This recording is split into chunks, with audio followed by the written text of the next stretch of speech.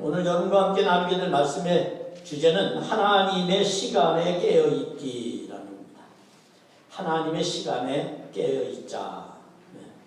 어떻게 해야 하나님의 시간에 깨어있을 수 있을까? 우리는 살면서 일상에서 때로 약속이 있고 출근하고 또 일이 있을 때 그 약속을 지키기 위해서 알람이라는 것을 맞춰놓고 꼭 그 시간에 일어나고 그리고 깨는 것을 우리가 보게 되는데, 이만큼 세상에서도 늘 이런 시간의 개념이라고 하는 게 굉장히 중요합니다. 그런데 하나님 나라에 대한 시간의 개념도 굉장히 중요하다는 것을 우리는 알 필요가 있습니다. 특별히 이제까지 예수님께서는 율법학자들, 특별히 바리새인들과 대립하여 논쟁을 해왔습니다.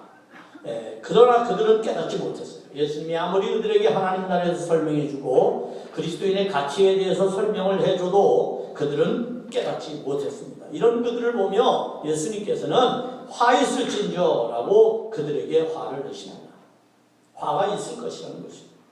그리고 난 이후에 화가 어떻게 그들에게 임할 것인지에 대해서 설명하는데, 그것은 첫 번째 그들에게 매우 충격적인 화가 닥쳐오는데, 그것은 예루살렘 성전이 무너질 것이다, 파괴될 것이다, 이렇게 예언하십니다. 당시 유대인의 존재 근거는 예루살렘 성전이었습니다. 그런데 그 성전이 파괴된다고 주님이 선언하신 겁니다. 여러분은 어떻겠습니까? 생각을 해보십시오. 들끓는 여론이 어떨 거라고 생각하십니까? 한참을 모르는 사람들의 욕망은 그러한 예수님의 말씀에 묻혀버립니다. 그리고 자신들의 욕망대로 예루살렘 성전이 실제로 무너지는 현상을 예수님 사후에 보게 된 거예요. AD 70년 정도에 예루살렘 성전은 진짜 로마 군대에 의해서 완전히 무너져 내리게 됩니다. 여러분, 이것은 이스라엘 존재 자체가 무너지는 것입니다. 하나님과의 관계가 완전히 단절된 겁니다. 그런데 외형적으로 보이는 성전이 무너지기 이전에 그들의 심령이 이미 하나님과 멀어지고 있었다는 거예요. 회개하지 않는 것이 바로 그 멀어짐의 증거입니다. 깨닫지 못하는 것이 바로 멀어짐의 증거이죠. 지금 예수님께서 그들에게 아무리 하나님 나라의 가치에 대해서 설명을 해줘도 알지 못했습니다. 그리고 난 다음 예수님은 계속해서 24장 그리고 오늘 25장에 거쳐서 계속해서 재난에 관해서 말씀해 주고 계십니다. 특별히 오늘 본문의 말씀은 비유로 설명되어지지만 이 비유는 종말론적인 사건에 관한 비유다, 이렇게 우리가 이해할 수 있습니다. 그런데 본문의 비유는 그 성격이 마태복음 13장에 나오는 씨 뿌리는 비유와 일맥상통하는, 소위 영적으로 연결되어져 있는 말씀이라고 할 수가 있습니다. 뿌린 대로 거두는 것이죠. 준비한 대로 받는 것이죠. 자, 그런 의미에 있어서 일정 부분 속성이 같다, 이렇게 얘기할 수 있어요. 그 비유의 내용은 전혀 다르지만, 상황적인 이해는 전혀 다르지만 그 안에 흐르는 정신은 같다, 이렇게 얘기할 수가 있습니다. 사실 비유라는 것은 무엇입니까? 제가 이 비유에 대해서 설명할 때 말씀드린 적이 있습니다. 비유라고 하는 것은 비교하는 기능을 갖습니다. 즉 다시 말하면 예수님의 비유는 하나님의 나라와 세상 나라를 비교하는 겁니다. 세상에 여러 가지 일들이 있습니다. 문화적인 일들, 경제활동적인 일들, 그게 이제 농업이고 그게 씨 뿌리는 비유였다면, 오늘 결혼에 관한 비유는 사실은 문화적인 비유죠. 인간들이 살아가면서 행하는 모든 삶의 기반을 가지고 예수님께서는 하나님의 나라와 비교해서 알아듣기 쉽도록 설명을 해주고 계십니다. 자, 두 번째 기능이라고 하는 것은 이 비유는 계시적인 기능을 갖습니다. 소위 말하면 단지 비교하는 것으로 끝나는 게 아니라 그 비교의 내용 속에 하나님의 계시가, 말씀이 들어있다는 것입니다. 계시라고 하는 것이 뭡니까? 계시는 자기를 드러내는 걸 계시라고 그러죠. 보이지 않는 하나님, 영적인 하나님께서 자기의 실존을 우리에게 드러내는 사건, 이것을 우리는 계시라고 말합니다.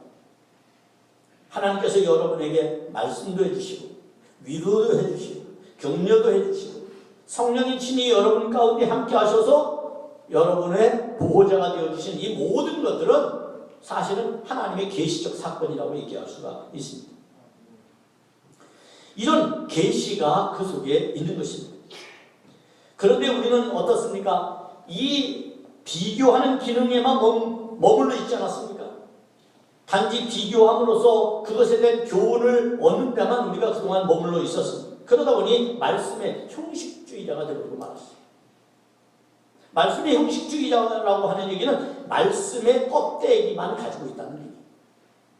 율법에 대한 알맹이 없이 껍데기만 줄줄줄 외웠던 유대인들, 그들의 삶에서는 그것이 실천되어지지 못했습니다. 말씀이 소위 육신이 되지 못한 것이죠. 말씀이 우리의 삶의 동력, 에너지가 되지 못했다는 말이에요. 말씀이 여러분에 비해서 창조적인 일들을 만들어내지 못했고 창의적인 사건들을 만들어내지 못했다는 거예요. 말씀을 들으면 우리가 그렇게 달라져야 됩니다. 소위 우리의 지각이 깨어나고 우리의 사고의 지평이 넓어져야 되는 것이죠. 그래서 역사 속에 흐르는 하나님의 섭리를 우리가 관통하는 안목을 가져야 합니다. 이게 통찰력이라고 말합니다. 이런 것들이 오늘 우리에게서 왜 빈약하고 부족합니까? 말씀을 단지 형식으로만 이해하고 경전으로만 생각했기 때문이에요. 말씀은 삶입니다. 말씀은 생명입니다. 말씀은 가치입니다.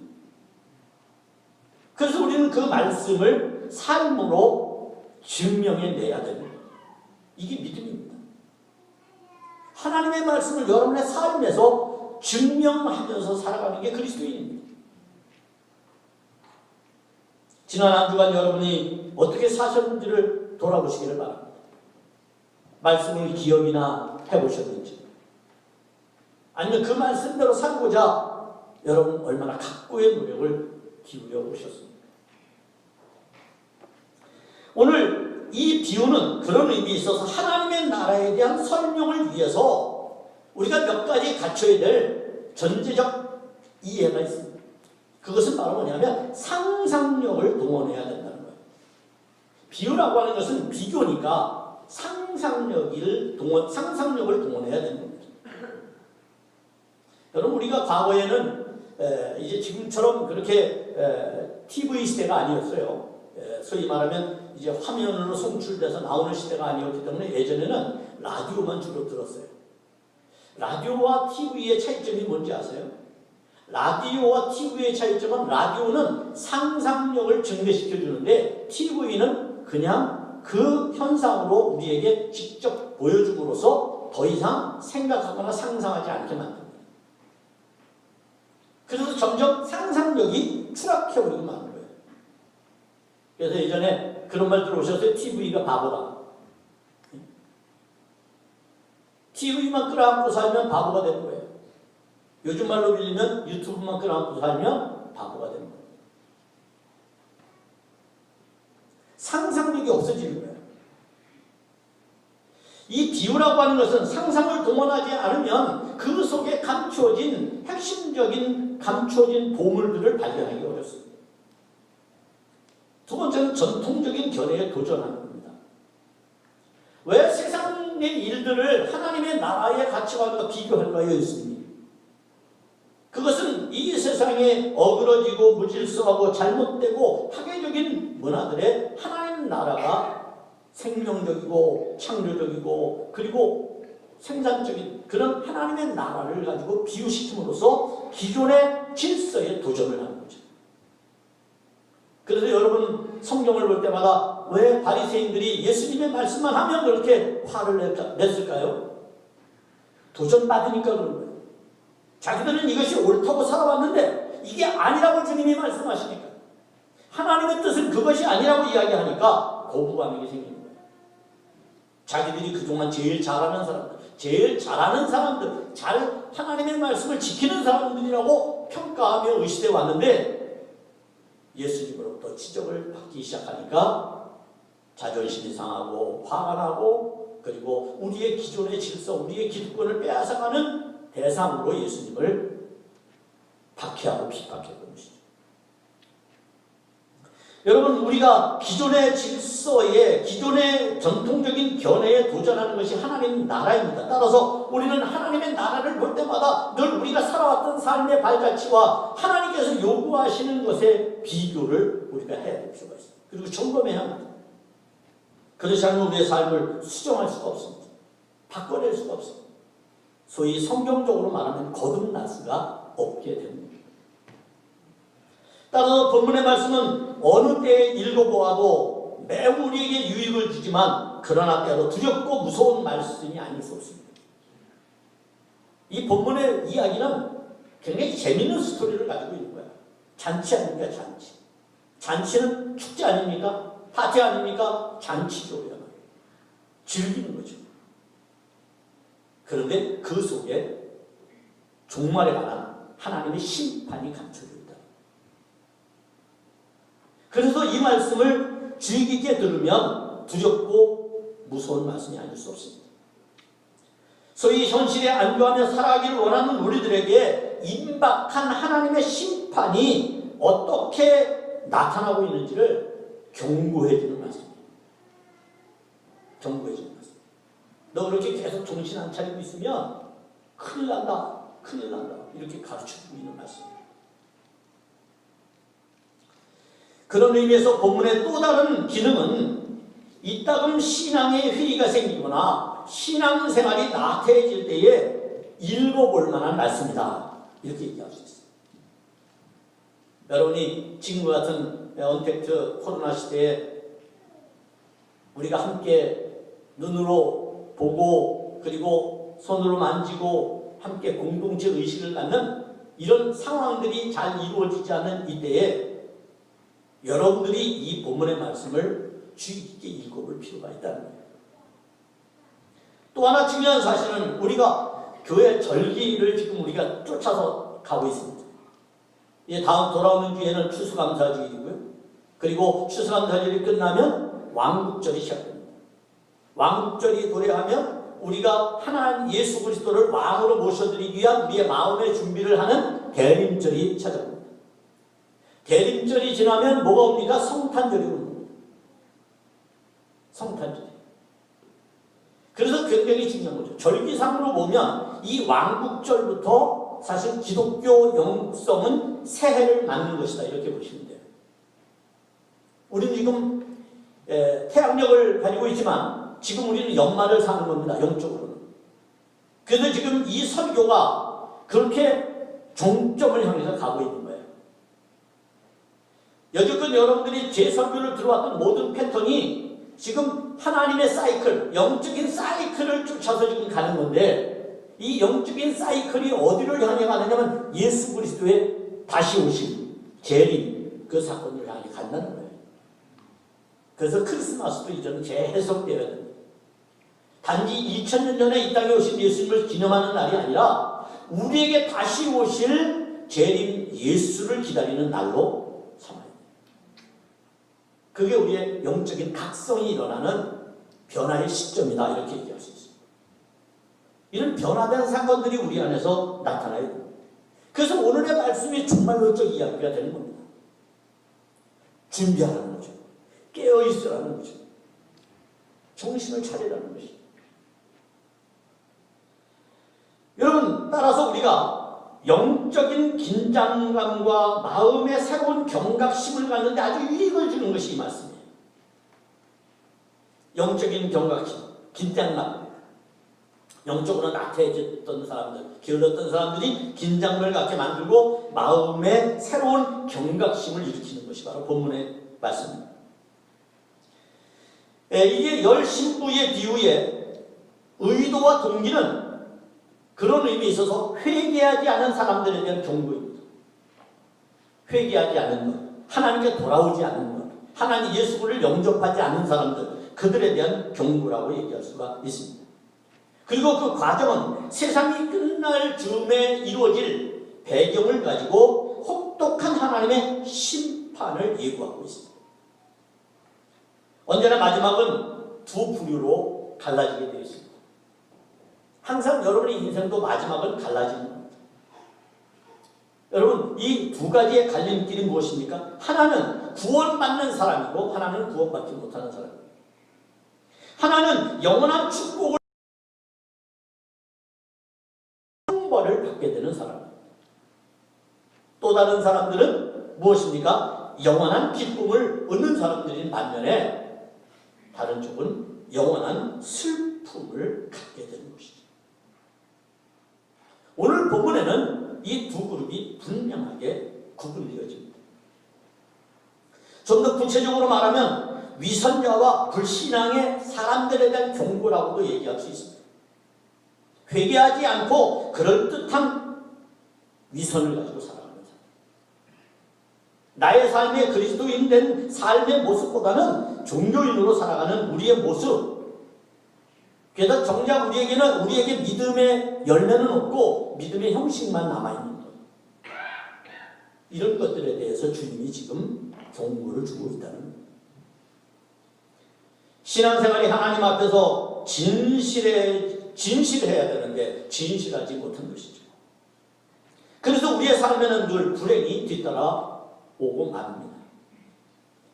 요즘 우리 감리교회는 이제 연회별로 소위 진급자라고 하면 이제 목사 안수를 받아야 될 사람들, 그 사람들에 대한 시험을 보는 그러한 시기가 되었어요. 그래서 연회별로 지금 시험을 치르고 있어요. 이제 목사 안수를 받으려면 3년에 소위 6년의 수업을 거치고 6년의 신학대와 그 다음에 신학대학원을 마친 다음에 자격이 주어지면 이제 진급을 하게 됩니다. 그런데 그때마다 논문을 쓰고 시험을 보고 그리고 면접을 보죠. 그리고 마지막 이거 3년 동안 거칩니다. 그런데 마지막 3년째 안수받을 해에는 이 세 가지에다가 뭐를 덧붙이게 되냐면 건강진단, 정신과부터 시작해서 건강진단을 받은 것을 제출해야 돼요. 목사 그냥 되는 거 아닙니다. 자, 이렇게 세상적으로 온전한 사람, 그리고 하나님의 리더십을 갖는 사람들을 키워내기 위해서 6년의 수업과 3년의 과정들을 거치는 그러한 과정이 목사가 되는 일에 반영이 되어 있는 겁니다. 그럼에도 오늘날 공을 하고 전공을 하고 하는데 그게 여전히 불안정한 것입니다. 우리가 여전히 사람이기 때문에 그럴 수밖에 없어요. 사람이기 때문에. 여러분 생각해보세요. 정신과에서 의사 선생님하고 상담한다고 그 사람의 정신세계를 100% 알 수 있습니까? 아니면 어떤 테스트 용지를 주고 거기에 체크리스트를 하고 말이죠. 그리고 제출을 하면 그 사람이 그 체크가 진실되게 거기다 기록을 한 걸까요?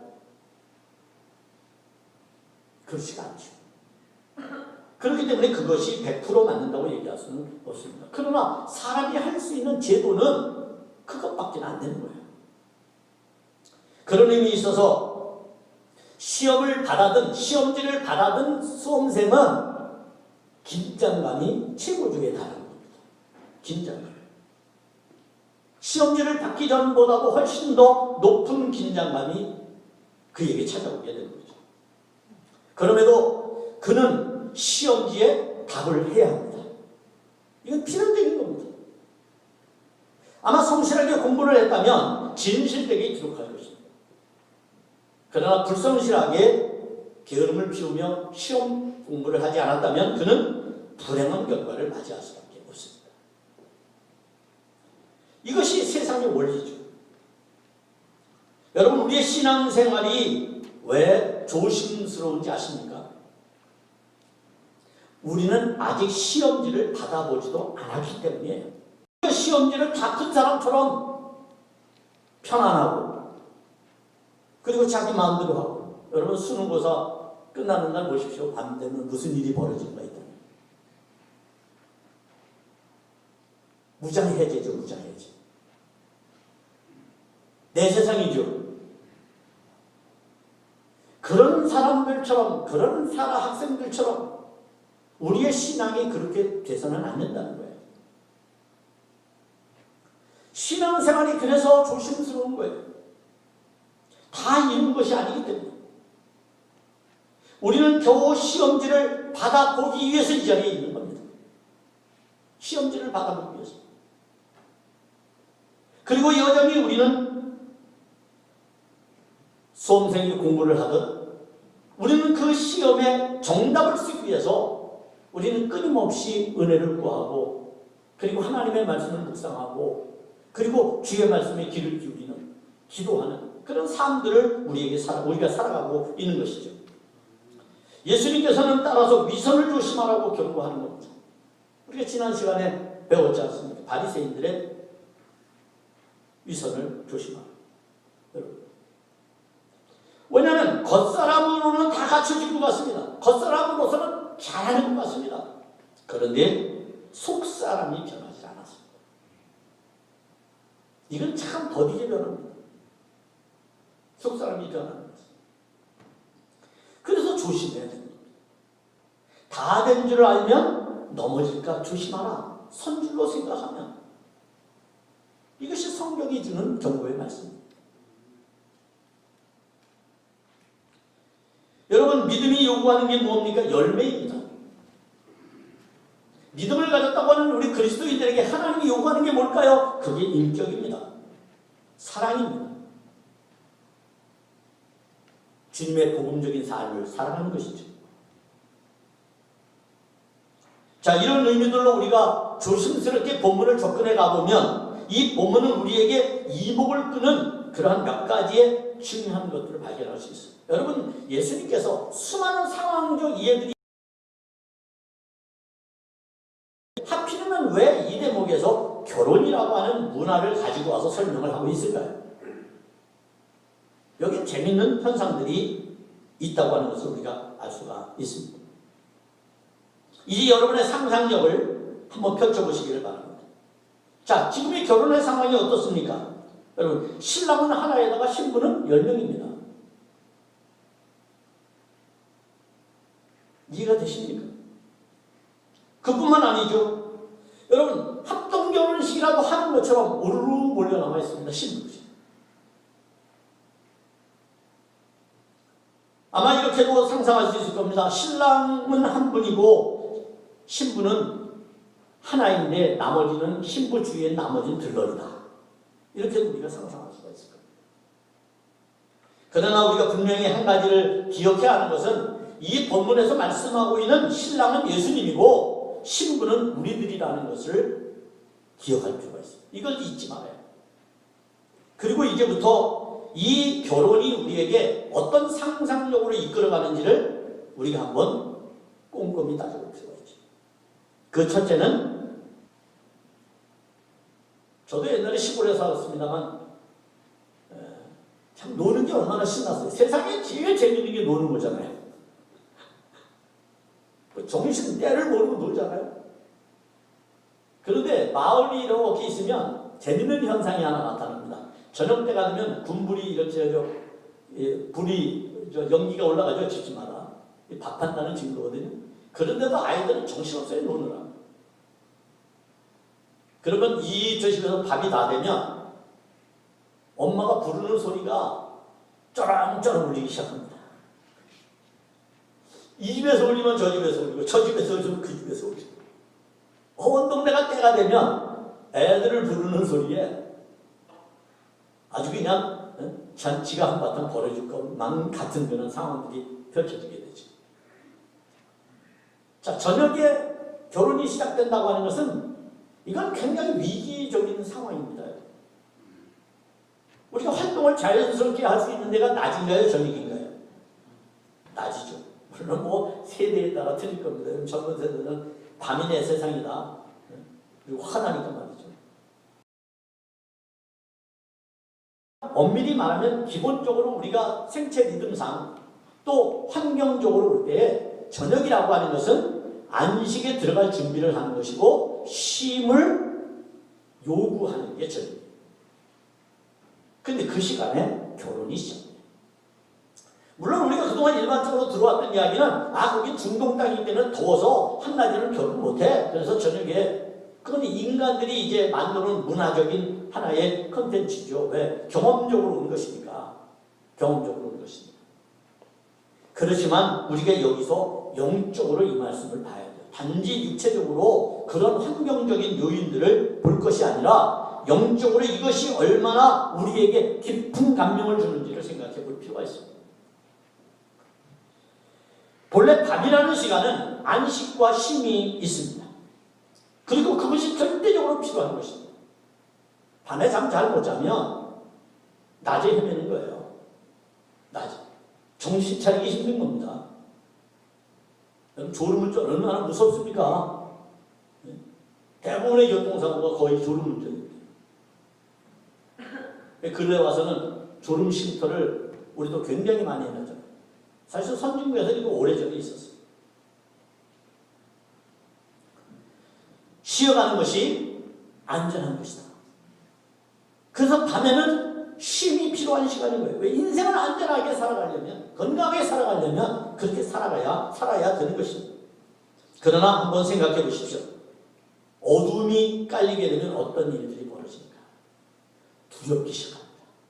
무섭습니다. 그래서 귀신은 낮에 나옵니까? 밤에 나옵니까? 밤에 나옵니다. 왜? 무섭거든요.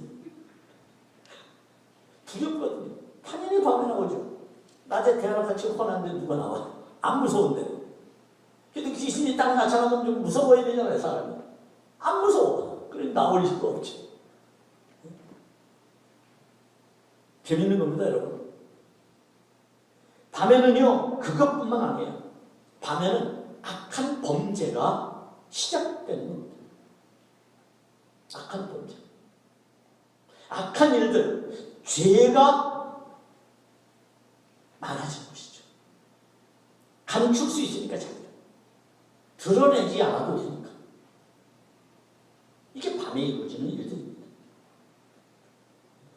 자, 이런 시간적인 상황들을 예수님이 지금 전개해 가고 계시는 겁니다. 여러분, 저녁에 시작됐는데 신랑이 올 때까지 한밤중이에요. 점점 어둠이 깊어지는 거예요. 점점. 이 어둠이 깊어진다고 하는 이 사실 속에서 우리가 발견하게 된 것은 이 결혼이 결코 평화로울 수 없다는 것을 우리가 이해할 수 있어요. 여러분, 결혼식 축제 아닙니까? 앞에서 말했고, 저도 시골에서 집성촌이니까요. 결혼하면 일주일씩 했어요. 좀 부잣집. 아무리 가난해도 3, 4일씩은 했어요, 최소한. 가마 타고 오는 것도 제가 봤고, 가마 다음에는 달구지 타고 오셨어요, 신부가. 그 다음에 경기 타고 들어왔어요. 저희 유치원 형님은 저 형수님 맞이하는데 교회에서 교회에서 그 결혼식 하고 그리고 집까지 경기 타고 왔어요.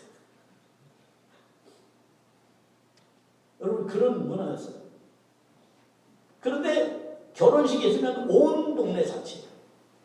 아이들도 아침에 학교 갈 때 그 집에 가서 밥 먹는 거예요. 학교 갔다 오면 그 집에 가서 밥 먹어요. 삼시세끼를 다 그 집에서 먹는 거예요. 감당이 안 되잖아요. 그러니까 문화가 생긴 거예요. 두레라고 하는 거예요.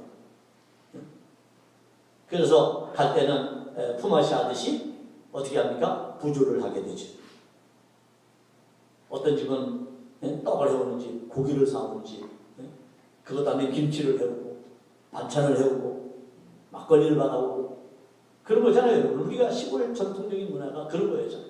그렇게 해서 하나의 한판의 잔치가 이루어지는 거고 모든 사람들이 그 잔치상에서 먹고 즐기는 거예요. 그때 제일 재밌는 것 중에 하나는 신랑 신부를 괴롭히는 거죠. 그래서 온갖 괴롭힘이 다 등장합니다. 저도 결혼할 때 국어에 맞아봤어요. 발바닥. 그냥 재미있게 하자는 거지만 나름대로 이제 그 가문의 질서 그런 것들을 우리가 잠시나마 모르는 사람에게 가르쳐주는 그러한 형태이기도 한데 여러분, 그렇게 즐거워야 될 결혼. 그런데 한밤중이라고 하는 영적인 의미는 그 결혼이 불행할 수도 있다는 것을 얘기해 줍니다. 불행할 수도 있다. 결혼이 마냥 즐겁지만은 않을 수도 있다. 이런 긴장감을 지금 이 말씀 속에서 우리에게 주고 있습니다. 두 번째는 신부는 등불을 들고 신랑을 맞이했다는 겁니다. 밤이니까 활동하려면, 누구를 확인하려면 반드시 필요한 게 뭡니까? 등불입니다. 등불이 없으면 안 되죠. 등불을 켜기 위해서는 반드시 기름이 필요한 것입니다. 여러분, 등불이라고 하는 것은 무엇입니까? 어두움을 몰아내는 게 등불입니다. 요한복음 1장에 예수님께서 이 땅에 오신 사건을 요한이 어떻게 표현합니까?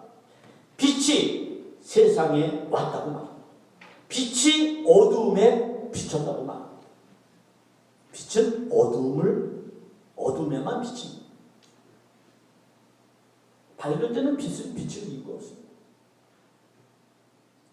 어둠을 걸어가면, 여러분, 걷어가면 세상은 밝아지는 겁니다. 제가 늘 말씀드리려면 사실 어둠이라고 하는 것, 죄악이라고 하는 것, 또 우리가 뭐 여러 가지 그런 것들은 사실 존재적 의미가 한계가 있는 겁니다.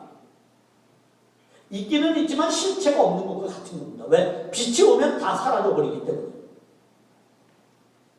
사라질 수 있는 것을 존재한다고 말하는 것은 어리석잖아요. 그죠? 여러분에게 믿음이 들어오면 다 사라지는 거예요. 죄도, 귀신도 다 사라지는 거예요. 그러니까 믿음이 있는 사람은 없다고 말할 수 있는 거예요. 그러나 믿음이 없는 사람은 여전히 있으니까 있다고 하는 거죠. 여러분, 모든 것이 정상이 되고 모든 것이 활동이 되고 생산이 되고 창조적인 일들이 일어나는 것은 낮에 이루어지는 겁니다. 자, 이때 우리가 낮이 된다면, 등불을 만약에 밝히게 된다면 좀 더 편안하고 안심하고 그리고 두려움을 멀리하게 되고 그리고 웃을 수 있게 되는 것이죠. 자, 이 모든 게 등불이 우리에게 주는 은혜입니다. 빛이 우리에게 가져다주는 기쁨입니다. 이것이 성경이 우리에게 주는 은총이라고 얘기할 수 있습니다. 지금 신랑을 기다리는 신부의 손에 등불이 필요하듯 오늘 우리에게는 복음의 빛이 필요합니다.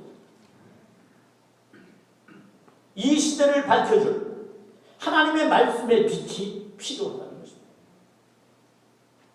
이 빛이 없으면 안 됩니다. 세 번째로는 등을 밝히고 깨어 있어야 한다는 것이죠.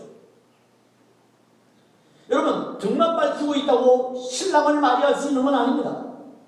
깨어 있어야 합니다. 오늘 본문에 보면 재밌는 게 나옵니다. 그것은 뭐냐면 지혜로운 신부든 어리석은 신부든 다 졸았다는 거예요. 그러니까 이 말씀이 잠에서 깨라 그런 얘기는 아닌 걸 이제 우리가 확인할 수 있죠. 이건 잠에서 깨라는 게 아니고 다른 의미가 있는 거구나. 이렇게 이제 우리가 이해할 수 있어요. 왜? 다 졸았으니까. 자, 등을 밝히고 깨어있으라. 예수님이 왜 그렇게 제자들에게 강조했을까요? 제자들에게 주는 특별한 이게 말씀이기 때문에 그렇습니다. 말씀을 우리가 로고스라고 말합니다. 로고스라는 말은 그리스어로 이성이라는 말입니다. 지성이라는 뜻이에요. 지성. 이해. 철학적으로. 그것이 바로 로고스입니다. 우리가 하나님의 말씀을 듣게 되고 알게 되면 우리의 이해력이 넓어지고 우리의 지성이 충만해지고 그리고 우리가 하나님 앞에 지적인 사람으로 바뀌어지게 됩니다. 그런데 오늘 우리가 그렇게 살지 못하죠. 수많은 어떤 메시지들이 여과 없이 우리에게 들려지고 그리고 우리에게 다가옵니다. 또 거기에 심취해서 살아가죠. 그러니까 TV와 유튜브 같은 것들을 너무 많이 보면 사람의 이해가 넓어지는 게 아니라 좁아지는 거예요. 좁아져. 왜? 그것은 그 사실만을 우리에게 줘버리고 만든 거예요. 그게 진짜지 가짜인지는 우리 구분 못해요. 왜? 만날 수 없으니까. 알 수가 없으니까. 그 사람한테 물어본 것도 아니니까. 일방적으로 제공해 주는 거 그냥 답습만 하는 거예요. 그러다 보니 우리의 사고가 어떻게 돼요? 경직되는 거예요. 그리고 신념화되고 있는 거예요. 신념화. 그것이 굳어진다는 말이죠. 굳어진다. 그래서 그것밖에는 생각을 못합니다. 그래서 우리 초기 기독교회는 이 모든 것으로부터 우리가 좀 더 자유롭고 하나님의 역사를 관통하며 통찰력 있는 신앙생활을 하기 위해서 꼭 필요한 것이 있다고 했는데, 그게 바로 뭐냐면 렉쇼 디비노라고 하는, 디비나라고 하는 바로 거룩한 독서입니다. 여러분, 지금 같은 시대에는요, 여러분 책을 읽어야 됩니다. 책은 우리에게 상상력을 가져다 줍니다. 라디오가 상상력을 가져다 줍니다. 책은 다양한 지식을 접하게 합니다. 그런 의미에서 책을 읽어야 됩니다. 이걸 거룩한 독서라고 해서 과거 초기 그리스도인들은 기독교적 영성적 도전 이런 걸 읽었습니다. 많이 읽었습니다. 책을 읽어야 됩니다. 나는 책만 보면 잠이 와요 그러시는 분들은 적어도 교회 오셔서 설교를 들어야 됩니다. 우리가 인격 대 인격으로 제 인격과 여러분의 인격이 만나야 됩니다. 그리고 진심이 통해야 되는 것이죠. 그런데 기적이 일어나고 사건이 나타나게 되는 것이죠. 이것이 설교의 과정이라고 할 수가 있습니다. 그렇습니다. 깨어 있어야 합니다. 깨어 있지 않고는 거룩해질 수가 없습니다. 깨어 있지 않으면 우리는 여전히 헤매는 존재가 될 것입니다. 깨어 있어야 사실은 우리가 지각을 할 수 있고 의식이 살아날 수 있고, 그리고 우리가 때를 주시하고 관통하는 안목을 가질 수가 있습니다. 예수님 그렇게 말씀하셨잖아요. 무화과나무를 너희가 보느냐? 제자들이 예. 무화과나무를 보면서 너희들 계절을 아느냐 모르느냐? 압니다. 그런데 왜 하나님의 때는 모르느냐? 지금 단풍잎이 한참이잖아요. 곧 겨울이 되겠구나. 조금 있으면 저거 다 떨어집니다. 우리가 계절의 변화는 안단 말이에요. 그런데 영적으로 지금 위기가 찾아오고 영적으로 지금 추운 겨울이 찾아오는 것에 대해서는 우리가 느끼지 못하고 있습니다. 그래서 깨어있으라는 겁니다. 그래서 깨어있으라는 겁니다. 그것을 관통하는 시선을 가지고 살라는 것이죠. 의식하라는 겁니다. 죽은 영혼처럼 살지 말고 살아있는 사람처럼 의식이 있으면 반응하잖아요. 찌르면 아이 아파 이렇게 말하잖아요.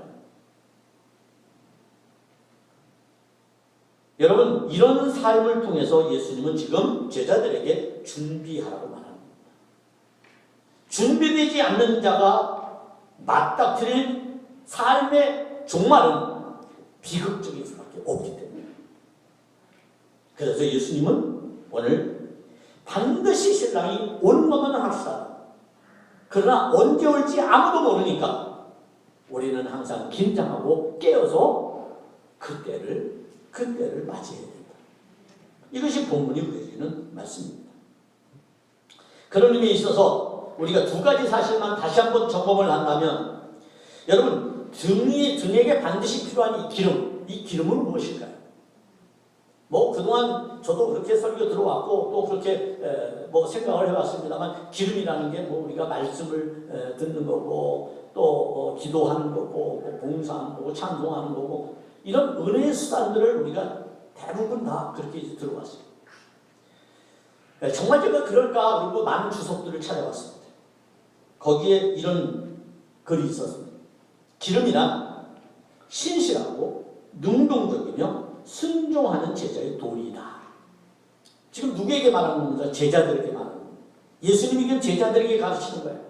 다른 사람에게 깨어있으라고 말하는 게 제자들에게. 여러분이 주님의 제자 아닙니까? 여러분에게 하시는 말씀입니다. 어떻게 해요? 신실을 하라는 겁니다. 하나님 앞에. 하나님을 대할 때마다 거짓 없이 하라는 겁니다. 두 번째는 능동적으로 하라는 겁니다. 끌려다니지 말라는 겁니다. 자발적으로.